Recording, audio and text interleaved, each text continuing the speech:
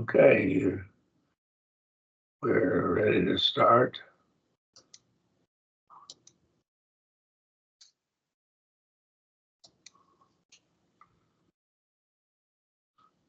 This is part 2 of Fundamentals of Faith, lesson 12. And we finished, I believe, with John the Baptist in our last lesson and wrapped that up, and we'll be in something new now. We're going to look at the act of believing or faith. Now, this fits in quite well with John the Baptist, because if John the Baptist required faith, and we see it was required after baptism with John in the Great Commission or the Apostolic Commission, it was required before baptism, Mark 16, 15, and 16. So we see a change in when faith was required, and that gets into a little problem with the misunderstanding of denominational people. They don't understand John's baptism, and therefore they get faith out of order. Any questions or comments? All right. Sir, I do have one question of previous class, sir. I'm sorry, Henry, what? Sir, I have one question, sir. I have one question. I'm sorry, I'm not understanding you.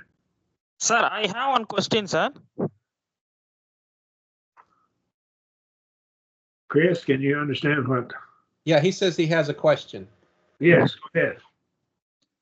Sir, the spirit of Lord Jesus Christ and spirit of Jehovah, same or different, sir? So same, no?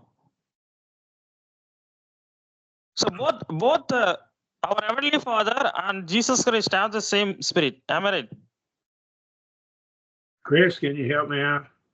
Yeah, he's saying, Meanwhile, does the spirit Jehovah- of Jesus and the spirit of Jehovah have the same spirit? They are not the same person. yeah, the same person, but both have the same spirit. Both of them, their spirit has the same nature. It's the spirit of deity, spirit of God, one who is God. The word God is the name of a set of three persons who have a certain set of characteristics or nature. There are three persons who have a nature. Yeah, 3 persons, but one God. I'm sorry again. Chris, help me out. I'm sorry. 3 persons and one God. Yes. The word God is a name of a set of characteristics, a set of one who has a certain nature. And the word man applies to I have a man nature. I have a nature of a man. You have the same nature of a man. But God has a separate nature. And the nature of God is that God is omniscient. He knows everything there is to know. And that he's omnibenevolent. He's totally good. He's omnipotent. He's totally powerful. He's timeless. And I'm not. I had a beginning. He had no beginning. And so these are the characteristics that set deity, or one who is God, separate from other beings. Does that make sense? Sir, in the same manner as Jehovah, our Father, and Jesus Christ have the same spirit, do Elijah and John Baptist have the same spirit? Do John the Baptist and who? Elijah, the prophet of Israel. Elijah? In the same manner of Jehovah and Jesus Christ have the same spirit, do Elijah the prophet and John the Baptist have the same spirit? Help me, Chris. I'm sorry. Does Elijah the prophet and John the Baptist have the same spirit? No. As like Jesus Christ and Jehovah have the same spirit. Now, the word spirit is used in different ways in the Bible. The word spirit can be used for a nature, and it can also be used for that part of us that is eternal, it's going to live forever. That part of us, me, that's thinking, and part of you that's thinking right now is your spirit. It's your, it would function like your being. What's your thinking, and your reasoning, all of that together. And so we have a spirit in that sense. But I can be of a gentle spirit. In that case, that's a disposition. That's kind of person I am. Or I can be of a mean spirit, and that means I'm a mean person. So the word spirit is used different ways. Now, to come in the spirit of Elijah is to come in the characteristic of the way Elijah preached. So he's not the same person, the same spirit, but he's like Elijah in his boldness and his ability, his willingness to stand exactly for everything that's right, and even in the face of death. And that was what Elijah was like. So he's like Elijah. He has the same spirit or disposition that Elijah has. Does that help? Yeah, yes, sir. Thanks for your kind information, sir. All right. Now, faith or believing. Faith is a noun and belief is a verb. And they're really, in English, they're from the same idea. But the Greek is a little more clear in the linkage of the two words. Faith is an essential ingredient to one's salvation. Now, let me point out, it's essential for my body to be alive that I have water. You take water away from my body, and in a few days, I'll be dead. I cannot live without water. And I have to have it. My body has to have it, or it'll die. Same thing with food. Now, I'll die quicker if I don't have water than I will if I don't have food. But I have to have water, I have to have food, both. Now, both are essential to my body living. I have to have air to breathe or my body will die. So to say that I have to have water, I can have water, but if I don't have any air to breathe, I'll die. If I don't have food to eat, I'll eventually die. So I have to have all of these. So faith is an essential ingredient, just like water is essential to my health, to being alive. Air that I breathe is essential, and food that I eat is essential. But faith is not the only thing that's required for my salvation. And that's where some people miss up. They just miss the point. They don't see this. And I think if we look at it from like air, water, and food, they're all essential. You take any one of them away and I'll die. If I take away food long enough, I'll die. Water long enough, I'll die. And just if you take air away from me in just a few minutes, I'm dead. Water in a few days, I'm dead. And take food away in a month or so, 40 or 50 days, I'll be dead. So that's what will happen. But I have to have all three to be alive, to stay alive, that is. So faith is an essential ingredient. It's one thing that's required, but not the only thing required. And that's where we get some religious groups overemphasize the doctrine of faith. And some others, like the Roman Catholics, seem to underemphasize the doctrine of faith. And they have works, and both are essential. But they miss the point. It's not one or the other, it's both. We want to look at the definition of the words faith and believe, because in English, when I was younger, my early dictionaries in 1965, for example, when I graduated in college, I had the word faith in the dictionary defined. It was pretty much the biblical definition in that dictionary that I got in 1965. But a modern English dictionary doesn't define faith or believe the right way. So we're going to look at these words. We're going to look at lexicon. Now, lexicon is a dictionary, basically.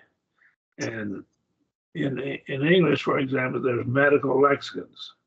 The medical profession has a dictionary that defines medical terms. And you can get a specialized dictionary.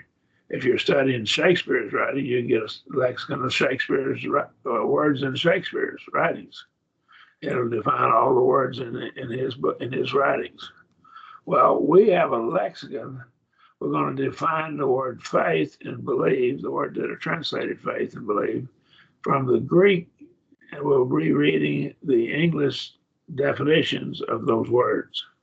We're going to look at the English dictionaries. We're going to look at lexicons, which will be, in our case, will be Greek and English, be Greek words defined in English with English. All right. The English word faith, and I'm losing several different dictionaries. The assent of the mind to the truth of what is declared by another, firm and earnest belief on probable evidence of any kind. That's pretty, and then it said belief. That's pretty good. That's the word faith. Notice they link the word belief or faith from a mouse over it with the word belief. And it's the assent of the mind to the truth of what is declared by another. Firm and earnest belief on probable evidence. So it's based upon evidence. What I know based upon evidence. Now there's three ways I know things. I know things because I've seen it or sensed it with one of my five senses.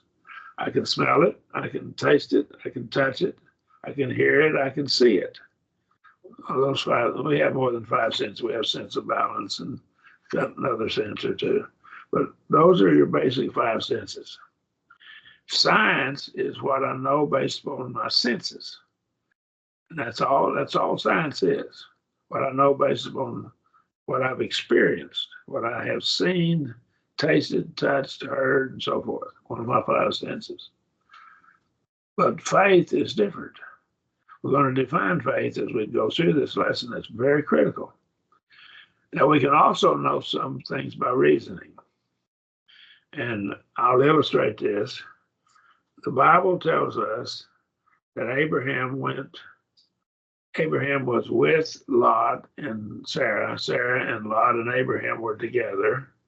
And then Abraham went down into Egypt. The Bible tells us that Abraham talked to Sarah just before he entered Egypt. It doesn't say Sarah went with him into Egypt explicitly, but she was with him whenever he went down. And then when he got down in Egypt, she was with him. The logical conclusion is she almost certainly went down to Egypt with him. I think that's pretty reasonable. Now then, we know that she was there in Egypt, and Lot had been with him, but then whenever he comes back out of Egypt, Sarah is with him, his wife, Sarai, and her name was changed to Sarah later, and she was with him, but when he comes back out of Egypt, Lot is with him. Lot comes out of Egypt with him. Now, we don't know for sure that Lot went down to Egypt with Abraham, but it seems reasonable that he did. And Sarah went with him as well. Sarah and Lot and Abraham all went together, went down in Egypt. But we know that they came out of Egypt. Now, I can tell you this logically.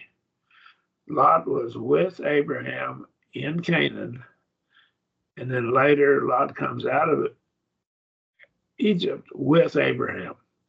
I can tell you it's a logical conclusion that Lot sometime or another went down into Egypt. I can't tell you for sure that he went with Abraham, but I think it's pretty reasonable that he did.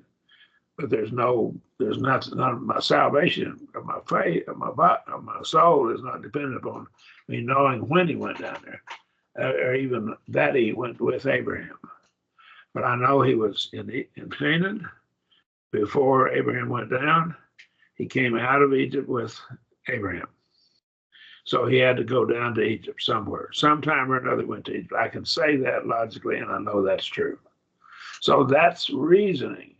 Mathematics reasoning. You reason from mathematics.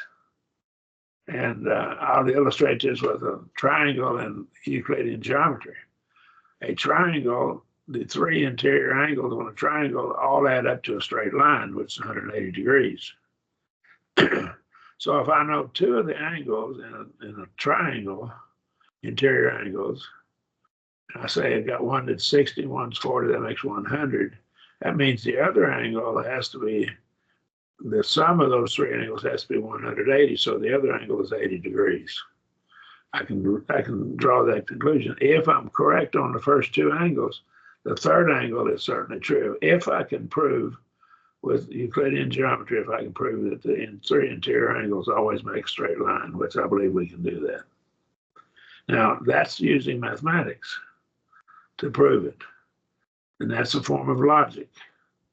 So, but logic all depends upon the information that you're putting into it being correct. So it's only as good as the information you put into it. And so it's important that we understand I can take good reasoning and bad information and draw a false conclusion. So reasoning depends upon the accuracy of the information you're putting into it. And my senses can be wrong. I have watched people do things. I love to watch magicians pull rabbits out of hats and stuff like that. It's just entertaining to me. I know they're fooling me, but I like to see it. I enjoy it. And I enjoy watching them do it. But that, my eyes got fooled. I got fooled by a sleight of hand or something. So now, if we can't be sure what we see or sense, we can't be certain of what we reason unless the information is totally accurate, then we can't know for sure anything. If faith is your third way of knowing things by evidence, probable evidence of any kind. Now keep that in mind. In the class on logic and debate, I went through this in great detail. Here's an incorrect definition of faith. Now, this first one is a correct definition. I believe it's good.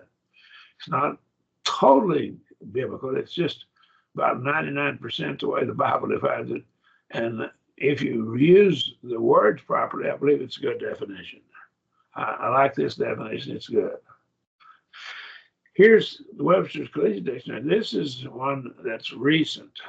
Now, we're looking at my 65 and now 2025, you're looking at about 60 years ago. So about 50 years after this is the definition. Firm belief in something for which there is no proof. Our word, the English language is a living language, and the word faith or belief, the word faith is misdefined in the dictionary. Our modern dictionaries define it wrong. And so the atheist now is defined by changing the definition of the word faith. He has defined faith out of reason. You can't prove it. There's no proof for it. Just pie in the sky. It's just all smoke and mirrors, we'd say. So it's not, you can't prove it. Something for which there's no proof. This is the definition of faith that atheists use. Unfortunately, some members of the Lord's church use this. I've run into members of the church that use this. And it's not the Bible. It's not the Bible definition of faith. I understand that my English dictionary has for years misdefined the word baptize. And now then it's misdefining the word faith. And that's since I was graduated from college in 1965. Believe, to credit upon the ground of authority, testimony, argument, or any other circumstance than personal knowledge. Personal knowledge, okay, to expect or hope with confidence, via a verb intransitive, to be more or less firmly persuaded of the truth of anything. Now that's the word believe. Again, that's a good definition. That's my 1965 dictionary. But now we come over here, the extent of the mind of the truth of the declaration, proposition, or alleged fact, or the ground of evidence. On the ground of evidence. Now notice, there is faith or belief is based upon evidence, distinct from personal knowledge. So belief is distinct from personal knowledge. It's what I know based upon evidence. Evidence, that's the key. All right. Now the Greek word is pistis, and it's conviction of the truth of anything believed. In the New Testament, of the conviction of belief respecting man's relationship to God and divine things. This is Thayer's definition of it. And we'll let the Bible define it. Pisteuo is the verb form of this. You notice the first three letters are the same. First four letters are the same, I'm sorry. And so the first one, the top one, up here, I'll move my mouse over it, is a noun, and the bottom one is a verb, and it's from the same basic root. So it's pronounced pisteuo. It's to believe, and it can be transitive or intransitive, i.e. intransitive, to think, to be true, to be persuaded of, to credit, to place confidence in. So I'm persuaded. Now, what persuaded me? Evidence. Evidence persuaded me. I've been convicted of something, and so there's conviction, and I'm convicted based upon evidence. Peitho is the root word from which the other two words are found or derived. Pistis and pisteuo are derived from peitho. Peitho is a verb. It means to persuade, to induce one by words to believe. So you're going to persuade somebody. How do you persuade you? You provide evidence. This word is only translated, I believe, one time in the American Standard Version, so we're not going to be using it very much. Okay. Faith, pistis, in Hebrews 11:1, is assurance of things hoped for, conviction of things not seen. All right. And so this is the American Standard Version. It's based upon assurance. It's based on conviction. Your King James reads a little differently. Now, if you have both the American Standard King James, it'd be good to put them side by side. Well, if we take the King James, it says faith is evidence of things hoped for, the substance of things and substance of things not seen. So it's based on substance or assurance. Faith entails assurance, and that means the giving of substance to something. That's the American Standard footnote, American Standard translation. And it has, instead of assurance, it has substance in the King James. The Greek word is hypostasis. Now I'm going to put my mouse over it. The first three letters are the Greek preposition under. Stasis is the stand or setting or place. So there's a substructure. And hupo is basically the word for sub. And stasis is structure. So there's substructure. There's something supporting it. And it would be like a house will have a foundation, say. So it's a setting or placing under a thing put under. Substructure, a foundation, that which has foundation. It's firm. Hence, that which has actual existence, a substance, a real being. Now, that's a pretty good definition. That's what hypostasis, that's what it means. That's the word that's translated assurance, American Standard, and giving substance to. All right? King James has substance and assurance in the King James American Standard. That's in Hebrews 11:1. Faith entails assurance, the giving substance to, or substance. And hypostasis is substantial nature, as essence. Now that's the word here. It's that Greek word. Actual being, reality, often in contrast to what merely seems to be. So often it's in contrast to something that seems to be, but it's not. Okay. So it's really real. Okay. So faith that's your definition. We're defining faith now. It's important that we get the correct definition. Faith is based upon evidence, King James Version, or conviction, American Standard. Now, the footnote in the American Standard says test. So you test it to see if it's correct. Now, if you had a chemistry course in high school or college, you would test something give it the litmus test, for instance, to see whether it was an alkaline or an acid. And there's other ways of testing other things. So you can test things. And so faith is based on evidence. There's a way to test it.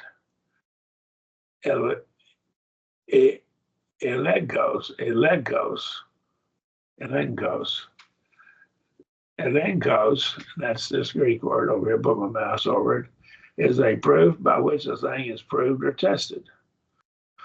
So it's that by which we test something to check it out.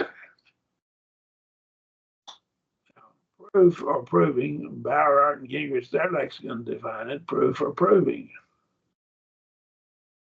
Moulton and Harold Moulton, his lexicon, he says a trial in order to prove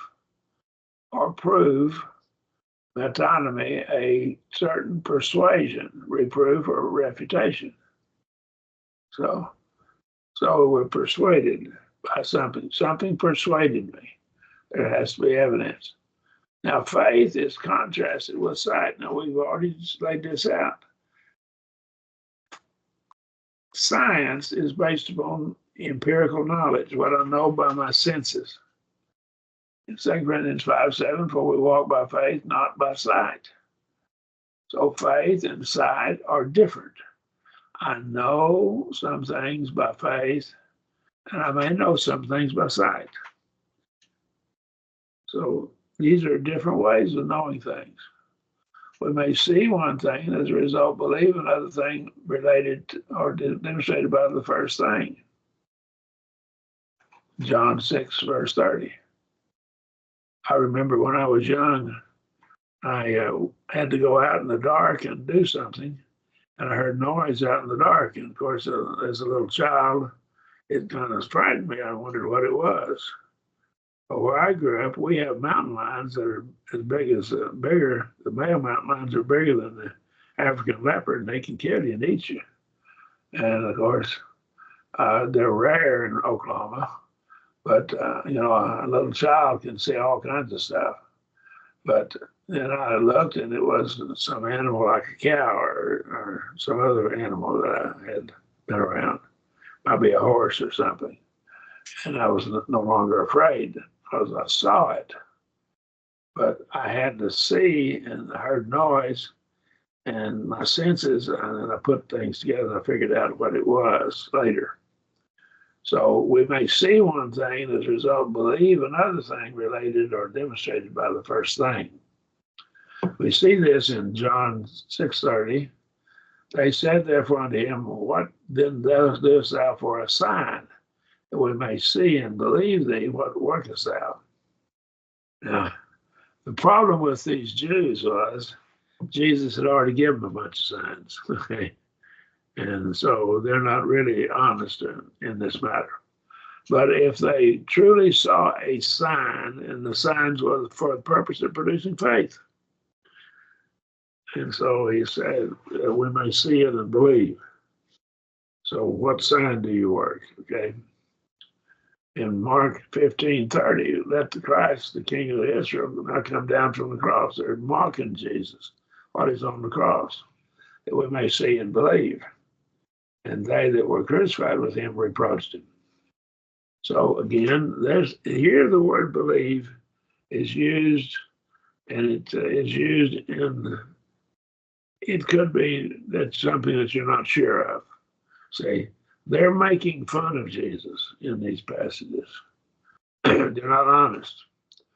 If they saw the evidence, true evidence, sufficient evidence, they should believe. Okay. But they weren't. These were dishonest men. In John 20 and verse 8, then entered in, therefore, the other disciple also, who first came to the tomb, and he saw and believed. And in this case, he did see and believe. He saw the evidence that Jesus was not in the tomb. He was resurrected. He saw the other evidence. And so this disciple here, he came first to the tomb. He saw and believed. Okay. You know some things by sight and other things by faith. Believing entails knowing by evidence. And many more believe because of his word. And they said to the woman, Now we believe not because of thy speaking, for we have heard from ourselves, and we know that this indeed is Savior of the world. Now this is a Samaritan woman at the well. And so they said to the woman, we believe not because of thy speaking, but we believe because we've heard for ourselves. We believe that Jesus is the Christ because we've seen the evidence. So we don't know all that went on here. John 4 is just a brief summary of what happened. Probably could write a whole book just on what happened at that time, or at least several chapters. But God told us what we needed to know to be saved. He didn't give us more than we need, but we had to study beyond stuff that's not important. Everything's important in the Bible. That's my conclusion. So they believed because of his word, and they said to the woman, now we believe not because of thy speaking. So they're talking to Jesus now. They see the evidence. When they see the evidence, they believe that Jesus is the Savior of the world. He's the Messiah. That's what they saw evidence. So faith comes based on evidence. Some saw but did not believe, however. But I said unto you that ye have seen me and yet believe not. So again, faith requires an honest evaluation of evidence. It requires honesty in evaluating evidence. Now, if we're not honest in evaluating the evidence, we don't really believe. It's not faith. Faith requires honest evaluation of sufficient evidence. Jesus said there would be people who would believe without seeing. Now, this is talking to the apostles. Jesus said unto him, because thou hast seen me, he's talking to Thomas, thou hast believed. Blessed are they that believe not, have not seen, and yet have believed. Right? So you've seen me, and you believe. Now, if we remember, there were 11 apostles at this time because Judas Iscariot has committed suicide. They're down to 11. And in Acts chapter 1, Judas is replaced by Matthias. Okay, but we'll not worry about that at this point. There are 11 men, disciples, apostles that are left. Only 10 of them were there when Jesus first came, showed himself to them. And he let them touch him and handle his hands and so forth, the nail prints and all of that. We can get this from 1 John 1 also, some other place to put it all together. So Thomas didn't believe. Now, why didn't Thomas believe? Well, Thomas didn't believe because Thomas was reasoning in his mind. If Jesus is resurrected from the dead, he is the Messiah and he is deity. He understood in his mind that Jesus had to be God in the flesh. And that's why he said, except I see and I do these things as you've done, I won't believe. So Jesus said to him, because thou hast seen me, thou hast believed. Now the word seen there is probably used in the sense in which he touched him as well, used the senses. You believe. Blessed are they that have not seen and yet have believed. Blessed are those that have not touched my hands, the holes in the hands, the prints in my hand and my feet and the hole in my side. You have, but I think Thomas is my man on the scene. Thomas is my witness. I'm going to believe Thomas. Why did I believe Thomas? Because Thomas died rather than change his testimony that Jesus was resurrected. Now, I've been told that there's some evidence that Thomas went to India and preached in India, and that he died in India. He was probably drawn and quartered. That's the claim that's made. They put him with 4 horses in 4 different directions, had one to each foot and one to each arm, and pulled him in 4 directions and put him apart. Now but he wouldn't change his story that Jesus was resurrected. A man that would be willing to die in that horrible way rather than change his story, he was pretty well convinced. He had absolute proof. Now, Thomas is my man because I believe because of Thomas. I believe of men like that they died horrible deaths rather than change their story that he's resurrected. So my faith is based upon what they did. I don't think they fully understood that thousands and maybe millions of people would believe because of their willingness to die for their testimony. So I believe I'm blessed. I haven't seen, but yet I believe. God says I'm blessed. You believe because you see. But I'm blessed. Blessed are they that have not seen yet still believe. I haven't seen the hands. I haven't touched the hands. But I know what Thomas did, and I know what these other apostles did. Any questions or comments? In John 20, verse 27, then saith he to Thomas, reach through thy finger and see my hands, and reach into thy hand and put it into my side, and be not faithless, but believing. See? So you're going to believe because you have the evidence. And in this case, physical senses gave him evidence that he reasoned it out and drew a conclusion. But what was Thomas thinking? We don't know it until we read verse 28. Thomas, in his mind, he says, if he is resurrected, and if that's really Jesus that you're talking about, and this is really the one who's crucified, with all he taught us, he is the Son of God. He is deity. He is God in the flesh. Thomas answered and said to him, my Lord and my God, the Lord of me and the God of me, or even the God of me. Jesus is saying, Thomas is saying, you are God. Now, I believe if I have studied my Bible and understand what I've studied, I think Thomas is the first person to explicitly say Jesus is God. He is deity. And so Thomas, people call him Doubting Thomas, but Thomas, he had reasoned this thing out. He said, he has told us he is the Son of God. And the Jews tried to stone Jesus for calling himself the Son of God because they understood it meant deity. And they accused him of blasphemy. And that's what they crucified him for, is blasphemy in the first place. And so Thomas says he's resurrected. It wasn't blasphemy. He is God. He is God in the flesh. And so I think Thomas had reasoned this thing out. Thomas is not a dummy. He's pretty smart. He figured all this out. That's my conclusion. Thomas saw the evidence and then deduced that Jesus is deity. He drew the conclusion. Evidence caused me to reason properly. I draw the proper conclusion. In this case, Thomas reasoned Jesus is deity. Question or comment?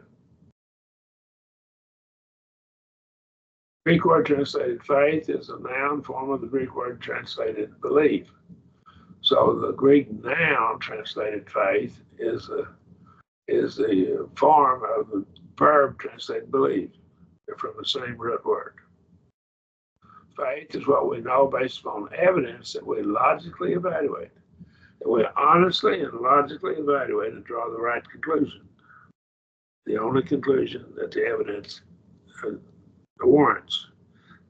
Certain evidence warrants a certain conclusion. As I gave you earlier, when we have Lot with Abraham in Canaan, Abraham goes to Egypt, and it doesn't say that Sarah went with him, but she was with him when he got close to the land of Canaan. When he's going into Canaan, she's with him in Egypt. And she's with him in Egypt. You know, that she probably went down with him. We can't say it for certain, but it's a pretty strong conclusion that she did. And we know that Lot was with him before he went to Canaan, to Egypt from Canaan. And then Lot came out of Egypt with him, so Lot had to go into Egypt. That's a logical conclusion. That conclusion is ironclad. You can't disprove that. He had to go down sometime. We don't know for sure that he went down with Abraham, but he probably did. Faith is what we know that is not known by sight. I cannot say by seeing it that Lot went down into Egypt. Again, I haven't seen him go down to Egypt, but I know the Bible tells me he was in Canaan, and then later he came out of Egypt. He had to go down to Egypt sometime or another, okay? So faith is what we know that is not known by sight, by empirical means, but is known from the proper evaluation of the evidence. And I use Lot as my illustration. Do you have questions, comments?